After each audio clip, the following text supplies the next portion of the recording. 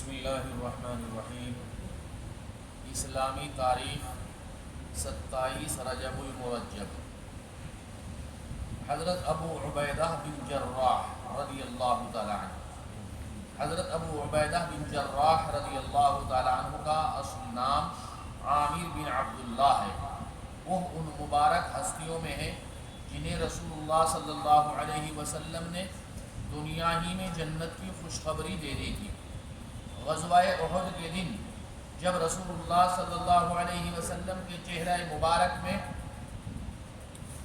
خود لوہے کی ٹوپی کی 2 کڑیاں داخل ہو گئی تھی تو اسے ابو عبیدہ رضی اللہ تعالی عنہ نے بھی اپنے دانتوں سے پکڑ کر کھینچا تھا، جس کی وجہ سے ان کے سامنے کے 2 دانت ٹوٹ گئے تھے۔ رسول اللہ صلی اللہ علیہ وسلم نے آپ کے بارے میں فرمایا، ہر امت کے لیے ایک امین یعنی امانت دار ہوتا ہے، اور میری امت کے امین ابو عبیدہ بن جراح ہے۔ ایک مرتبہ حضرت عمر رضی اللہ تعالیٰ عنہ نے آپ رضی اللہ تعالیٰ عنہ سے ملاقات کی تو دیکھا کہ اونٹ کے کجاوے کی چادر پر لیٹے ہوئے ہیں اور گھوڑے کو دانہ کھلانے والے تھیلے کو تکیہ بنایا ہے۔ حضرت عمر رضی اللہ تعالیٰ عنہ نے ان سے فرمایا کہ آپ نے اپنے ساتھیوں کی طرح مکان اور سامان کیوں نہیں بنا لیا؟ یعنی ابو عبیدہ بن جراح رضی اللہ تعالیٰ عنہ سے فرمایا کہ آپ نے مکان اور سامان کیوں نہیں بنا لیا؟ اس پر ابو عبیدہ نے فرمایا، قبر تک پہنچنے کے لیے یہ سامان کافی ہے۔ آپ کی وفات 55 ہجری میں ملک شام میں ہوئی۔ اللہ کی قدرت، برموڈ کا عجیب و غریب سمندر۔ اللہ تعالیٰ نے سمندر میں ایک ایسی جگہ بنائی ہے جسے بحیرہ برموڈ کہتے ہیں۔ اس سمندری علاقے کے متعلق بڑی عجیب بات یہ ہے کہ اس میں کوئی ہوائی جہاز، پانی کا جہاز وغیرہ کچھ بھی نہیں جاتا تو وہ غائب ہو جاتا ہے۔ کئی دفعہ تو ایسا ہوا کہ اس کے پاس سے گزرنے والے جہاز میں آگ لگ گئی جس سے وہ جل کر راکھ ہو گیا۔ اب تک تقریباً 521 ہوائی جہاز اس سمندری علاقے کے اوپر سے گزرتے ہوئے اچانک جل جاتے ہیں اور جل کر تباہ ہو جاتے ہیں، اس لیے جہاز اس کے قریب گزرنے سے گریز کرتا ہے۔ دنیا کے سائنسداں آج تک یہ تحقیق نہ کر سکے کہ آخر دنیا کے اس حصے میں کیا ہے۔ یقیناً سائنس کی اس ترقی کے دور میں بھی انسان اللہ کی قدرت اور کمالات کے سامنے گھٹنے ٹیکنے پر مجبور ہے۔ ایک فرض کے بارے میں دینی علم حاصل کرنا، رسول اللہ صلی اللہ علیہ وسلم نے فرمایا، علم حاصل کرنا ہر مسلمان پر فرض ہے۔ اللہ کے نبی نے دوسری جگہ پر فرمایا، علم حاصل کرو چاہے تم کو چین ہی جانا پڑے، چائنا۔ ایک سنت کے بارے میں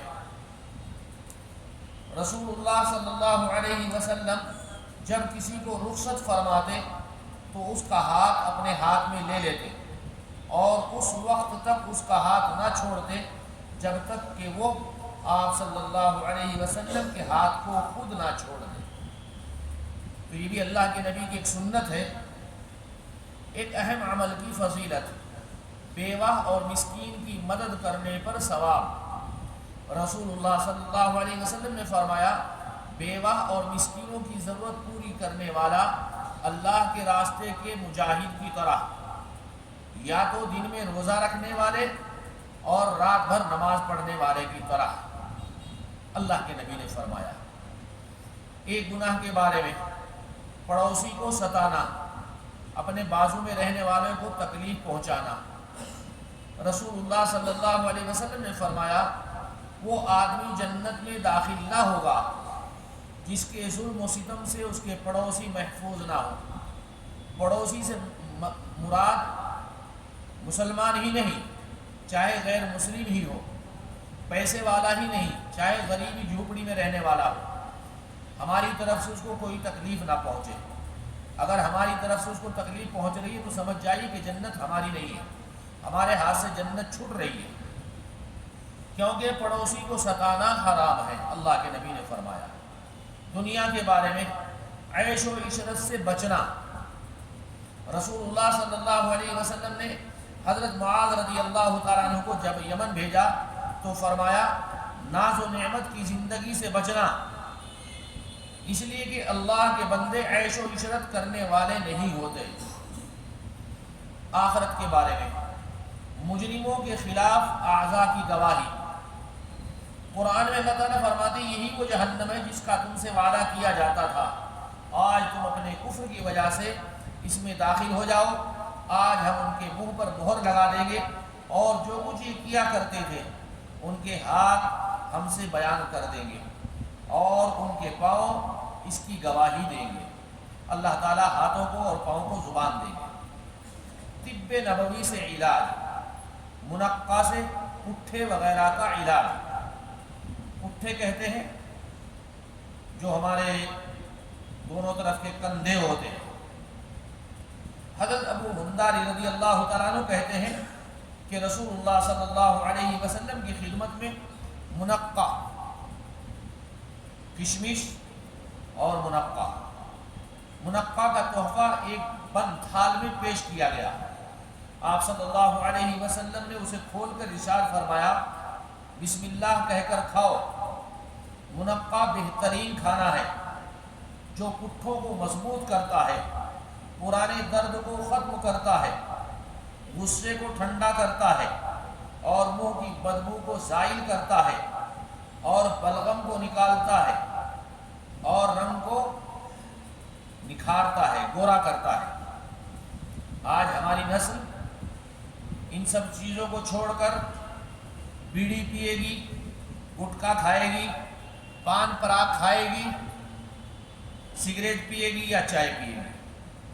لیکن اللہ کے نبی نے آسان چیز بتلائی ہے، کوئی مہنگی بھی نہیں ہے، بہت آسان نسخہ ہے اور فائدے سے بھرا ہوا ہے۔ تو اللہ کے نبی کا فرمان ہے بسم اللہ کہہ کر کھاؤ۔ بہترین کھانا ہے، پٹھوں کو مضبوط کرتا ہے، پرانے درد کو ختم کرتا ہے، غصے کو ٹھنڈا کرتا ہے اور منہ کی بدبو کو زائل کرتا ہے۔ زائل کے معنی دور کر دینا، منہ سے بدبو نہیں آئے گی۔ بلغم کو نکالتا ہے اور رنگ کو نکھارتا ہے۔ اللہ تعالیٰ عمل کی توفیق عطا فرمائے۔ سبحان اللہ بحمدہ، سبحانک اللہم وبحمدک، ونشہد ان لا الہ الا انت، نستغفرک ونتوب الیک۔ سبحان ربک رب العزة عما یصفون، وسلام علی المرسلین، والحمد للہ۔